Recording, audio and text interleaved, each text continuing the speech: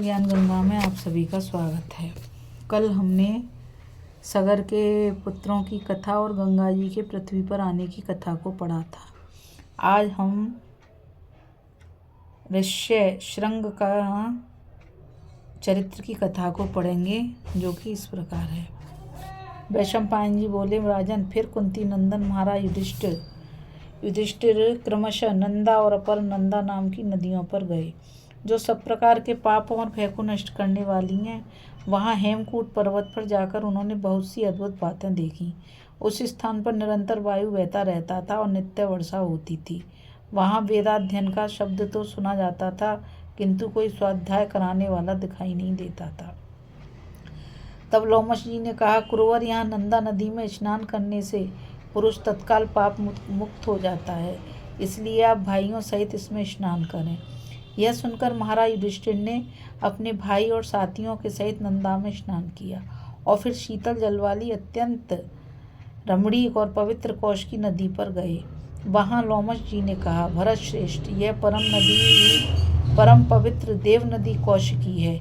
इसके तट पर यह विश्वामित्र जी का रमणीक आश्रम दिखाई दे रहा है। यही महात्मा काश्यप विभांडक का आश्रम है। इसे पुण्याश्रम कहते हैं। महर्षि विभांडक के पुत्र श्रेयशृंग बड़े ही तपस्वी और शतेंद्रिय थे। एक बार अनावृष्टि होने पर उन्होंने अपने तप के प्रभाव से वर्षा कर दी थी। वे परम तेजस्वी और समर्थ विभांडक कुमार मृगी से उत्पन्न हुए थे। युधिष्ठिर ने पूछा, भगवान, मनुष्य का पशु जाति के साथ योनि संसर्ग होना तो शास्त्र और लोक दोनों की दृष्टि में विरुद्ध है। फिर परम तपस्वी काश्यप नंदन ऋष्यशृंग ने मृगी के उदर से कैसे जन्म लिया तथा अनावृष्टि होने पर उस बालक के भय से वृत्तासुर का वध करने वाले इंद्र ने कैसे वर्षा की। लोमश जी बोले, राजन, ब्रह्मर्षि विभांडक बड़े ही साधु स्वभाव और प्रजापति के समान तेजस्वी थे। उनका वीर अमोघ था और तपस्या के कारण अंतकरण शुद्ध हो गया था। एक बार वे एक सरोवर पर स्नान करने गए। वहाँ उर्वशी अप्सरा को देखकर जल में ही उनका वीर्य स्खलित हो गया। इतने ही में वहाँ एक प्यासी मृगी आई और जल के साथ उस वीर्य को पी गई। इससे उसको गर्व रह गया। वास्तव में यह एक देव कन्या थी। किसी कारण से ब्रह्मा जी ने उसे शाप देते हुए कहा था कि तू मृग जाति में जन्म लेकर एक मुनि पुत्र को उत्पन्न करेगी, तब वो शाप से छूट जाएगी। विधि का विधान अटल है। इसी से महामुनि ऋष्यशृंग उस मृगी के पुत्र हुए। वे बड़े तपोनिष्ठ थे और सर्वदा वन में ही रहते थे। उनके सिर पर एक सींग था। इसी से वे ऋष्यशृंग नाम से प्रसिद्ध हुए। उन्होंने अपने पिता के सिवा किसी और मनुष्य को नहीं देखा था, इसलिए उनका मन सर्वदा ब्रह्मचर्य में स्थित रहता था। इसी समय अंग देश में महाराज दशरथ के मित्र राजा लोमपाद राज्य करते थे। हमने ऐसा सुना था कि उन्होंने किसी ब्राह्मण को एक चीज देने की प्रतिज्ञा करके पीछे उसे निराश कर दिया था, इसलिए ब्राह्मणों ने उनको त्याग दिया। इससे उनके राज्य में वर्षा होनी बंद हो गई और प्रजा में हाहाकार मच गया। तब उन्होंने तपस्वी और मनस्वी ब्राह्मणों से पूछा, भूदेवो, अब वर्षा कैसे हो, इसका कोई उपाय बताइए। वे सब अपना अपना मत प्रकट करने लगे। तब उनमें से एक मुनि श्रेष्ठ ने कहा, राजन, ब्राह्मण आप पर कुपित हैं, इसका आप प्रायश्चित कीजिए। ऋष्यशृंग नाम एक मुनि कुमार हैं। वे वन में ही रहते हैं और बड़े ही शुद्ध एवं सरल हैं। स्त्री जाति का तो उन्हें कोई पता ही नहीं है। उन्हें आप अपने देश में बुला लीजिए। वे यदि यहाँ आ गए तो तुरंत ही वर्षा होने लगेगी। यह सुनकर राजा लोमपाद ने ब्राह्मणों के पास जाकर अपने अपराध का प्रायश्चित कराया।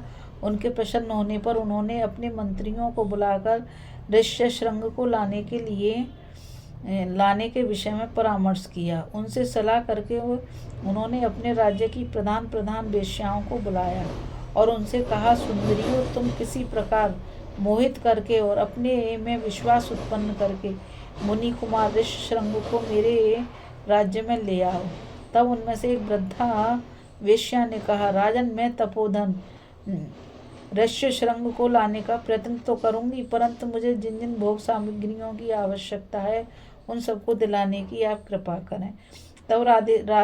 तब राजा का आदेश पाकर उस वृद्धा ने अपनी बुद्धि के अनुसार नौका के भीतर एक आश्रम तैयार कराया। उस आश्रम को अनेक प्रकार के फल और फूलों वाली बनावटी वृक्षों से सजाया गया, जिन पर तरह तरह की झाड़ियाँ और लताएं छाई हुई थीं। वह नौकाश्रम बड़ा ही रमणीय और मन को लुभाने वाला था। उसे विभांडक मुनि के आश्रम से थोड़ी दूरी पर बंधवाकर गुप्तचरों से इस बात का पता लगवाया गया कि मुनिवर किस समय आश्रम से बाहर चले जाते हैं। फिर विभांडक मुनि की अनुपस्थिति के समय अपनी पुत्री वेश्या को सब बातें समझाकर ऋष्यशृंग के पास भेजा। उस वेश्या ने आश्रम में जाकर उन तपोनिष्ठ मुनि कुमार के दर्शन किए और उनसे कहा, मुनिवर, यहाँ सब तपस्वी आनंद में है ना? आप भी कुशल से हैं ना? तथा आपका वेदा धन तो अच्छी तरह चल रहा है ना? ऋष्यशृंग ने कहा, आप कांति के कारण साक्षात तेज पुंज के समान प्रकाशमान प्रतीत होते हैं। मैं आपको कोई वंदनीय महानुभाव समझता हूँ। मैं प्रात प्रक्षालन के लिए आपको जल दूंगा तथा अपने धर्म के अनुसार कुछ फल भी भेंट करूंगा। देखिए, यह कृष्ण मृग चर्म से ढका हुआ कुश का आसन है, इस पर विराज जाइए। आपका आश्रम कहाँ है और आप किस नाम से प्रसिद्ध हैं? वेश्या बोली, काश्यप नंदन, मेरा आश्रम इस पर्वत के उस ओर से यहाँ से 3 योजन की दूरी पर है। मेरा ऐसा नियम है कि मैं किसी को प्रणाम नहीं करने देता और किसी का दिया हुआ पाद ही स्पर्श करता हूँ। मैं आपका प्रणम्य नहीं हूँ, बल्कि आप ही मेरे बंध हैं। ऋष्यशृंग बोले, ये भिलावे, आंवले, करुशक, युगुदी और पिपली आदि के पके हुए फल रखे हैं। इनमें से आप अपनी रुचि के अनुसार ग्रहण करें। लोमश जी कहते हैं, राजन, उस वेश्या की लड़की ने उन सब फलों को त्याग कर उन्हें अपने पास से बड़े रसीले, दर्शनीय और रुचिवर्धक स्वादिष्ट पदार्थ दिए। इसके सिवा सुगंधित मालाएं, विचित्र और चमकीले वस्त्र तथा बढ़िया बढ़िया शरबत भी दिए। उन्हें पाकर ऋष्यशृंग बड़े प्रसन्न हुए और हंसने खेलने में उनकी प्रवृत्ति हो गई। इस प्रकार उनके मन में विकार का अंकुर फूटता देख वेश्या उन्हें तरह तरह से लुभाने लगी। फिर कई बार उनका गाढ़ आलिंगन कर उनकी ओर कटाक्ष पात करती। अग्निहोत्र का बहाना करके वहां से चल दी। एक मुहूर्त बीतने पर आश्रम में कश्यप नंदन विभांडक मुनि आए। उन्होंने देखा कि शृंग अकेले में ध्यान सा लगाए बैठा है। उसके चित्त की स्थिति सर्वदा विपरीत हो गई है। वह ऊपर को देख देख कर बार बार दीर्घ निश्वास छोड़ता है। उसकी ऐसी दीन दशा देख कर उन्होंने कहा, बेटा, आज सायंकाल के अग्निहोत्र के लिए तुमने समुदाय ठीक क्यों नहीं की? क्या आज तुम अग्निहोत्र से निवृत्त हो चुके हो? आज तुम और दिनों की तरह प्रसन्न नहीं जान पड़ते, बड़े ही चिंतातुर, अचेत और दीन से दिखाई देते हो। बताओ तो, आज यहाँ कोई आया था क्या? ऋष्यशृंग ने कहा, पिताजी, यहाँ आश्रम में एक जटाधारी ब्रह्मचारी आया था। वह स्वर्ण के समान उज्ज्वल वर्ण का था। उसके नेत्र कमल के समान विशाल थे। वह बड़ा ही रूपवान, सूर्य के समान तेजस्वी और अत्यंत गौरवर्ण था। उसके सिर पर बड़ी सुगंधित और लंबी लंबी काली जटाएं थीं। वे सुनहरी डोरियों से गुथी हुई थीं। आकाश में जैसे बिजली चमकती है, उसी प्रकार उसके गले में सुवर्ण के आभूषण झिलमिला रहे थे। गले के नीचे उसके आभूषण झिलमिला रहे थे। वे रोमहीन और बड़ी ही मनोहर थे। जिस समय वह चलता था, उसके पैरों में से बड़ी ही अद्भुत झनकार होती थी तथा मेरे हाथों में जैसे यह रुद्राक्ष की माला बंधी हुई है, उसी तरह उसके दोनों हाथों में झनकारती हुई सोने की चूड़ियाँ पड़ी हुई थीं। उसका मुख भी बड़ा विचित्र और दर्शनीय था। उसकी बातचीत सुनकर हृदय में आनंद की लहरें उठने लगती थीं। उसकी कोयल की सी वाणी बड़ी ही सुरीली थी। उसे सुनने से मेरे हृदय में हुंक सी उठती थी। वह मुनि कुमार क्या था, मानो कोई देवपुत्र ही था। उसे देखकर मेरे मन में उसके प्रति बहुत ही प्रीति और आसक्ति हो गई है। उसने मुझे नए नए फल दिए। मैंने अब तक जो फल खाए हैं, उनमें से किसी में भी वैसा रस नहीं मिला। उनमें ना तो वैसे छिलके ही थे और ना उसके समान गूदाई है। उस रूपवान मुनि कुमार ने मुझे बड़ा ही स्वादिष्ट जल पीने को दिया था। उसे पीते ही मुझे बड़े आनंद का अनुभव हुआ और पृथ्वी घूमती सी दिखाई देने लगी। वे जो बड़े ही विचित्र और सुगंधित पुष्प पड़े हुए हैं उसके वस्त्रों में गुथे हुए थे। इन्हें बिखेर कर वह तप से दीप्यमान मुनि कुमार अपने आश्रम को चला गया है। उसके जाते ही मैं अचेत हो गया हूँ और मेरे शरीर में दाह सा होता है। मैं चाहता हूँ जल्दी से जल्दी उसके पास पहुँचूँ, उसे यहाँ लाकर सदा अपने साथ रखूं। विभांडक बोले, बेटा ये तो राक्षस है, ये ऐसे ही विचित्र और दर्शनीय रूप से घूमते रहते हैं। ये बड़े ही पराक्रमी होते हैं और ऐसे सुंदर सुंदर रूप धारण करके सर्वदा तपस्या में विघ्न डालने का विचार करते रहते हैं। जिस जितेंद्रिय मुनि को उत्तम लोकों में जाने की इच्छा हो उसे इनका साथ नहीं करना चाहिए। ये बड़े पापी होते हैं और तपस्वियों को विघ्न पहुंचाकर ही प्रसन्न होते हैं। तपस्वी को तो उनकी ओर आंख उठाकर देखना भी नहीं चाहिए। बेटा, तुम जिन स्वादिष्ट पेय पदार्थों की बात करते हो उन्हें तो दुष्ट लोग पीते हैं। वे ही ऐसी रंग बिरंगी सुगंधित मालाएं पहनते हैं। ये चीज़ें मुनियों के लिए नहीं बताई गई हैं। ये राक्षस हैं। ऐसा कहकर विभांडक मुनि ने अपने पुत्र को रोक दिया और स्वयं ही उस वेश्या को ढूंढने लगे। जब 3 दिन तक उसका कोई पता न लगा तो आश्रम में लौट आए।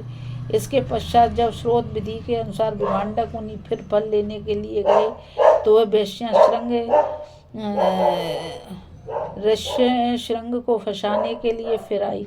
उसे देखते ही ऋष्यशृंग बड़े हर्षित हुए और हड़बड़ाकर उसके पास दौड़ाए और उससे बोले, देखो, पिताजी के यहाँ आने से पहले ही हम तुम्हारे आश्रम को चलेंगे।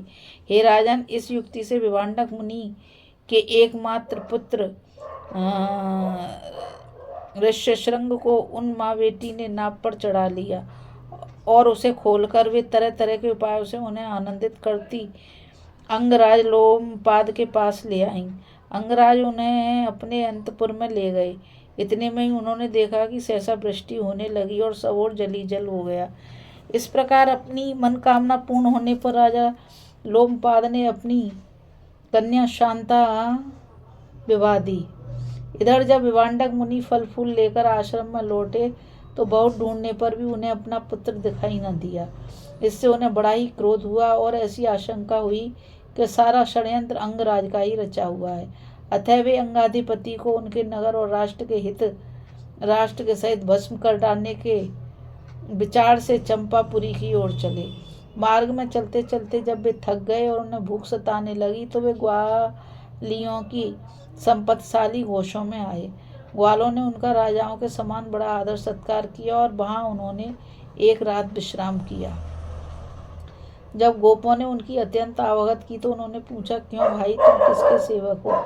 तब वे सभी ग्वाले बोले, यह सब आपके पुत्र की ही संपत्ति है।